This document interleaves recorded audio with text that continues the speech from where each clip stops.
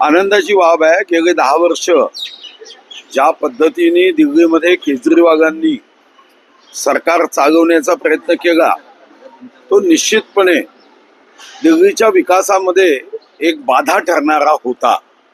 सर्व फुकट देऊन राज्य चालवण्याचा जो प्रयत्न त्यांनी केला तो प्रयत्न आम्हाला विकास आणि प्रगतीमध्ये निश्चितच आडकाठी टाकणारा आहे।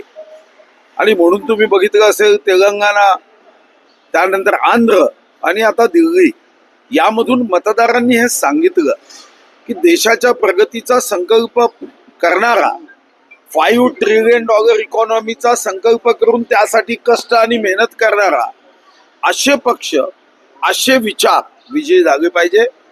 आणि आता डबल इंजिनचं सरकार दिल्लीत आल्यानंतर मला विश्वास आहे की आमच्या देशाची ही राजधानी वेगाने प्रगतीपथावर जाईल आणि केजरीवालांचं जे असत्य कथन करत सरकार आणण्याचा जो दोनदा प्रयत्न त्यांनी यशस्वी केला त्याला जनतेने आता योग्य समर्पक मतदानातून उत्तर दिलं।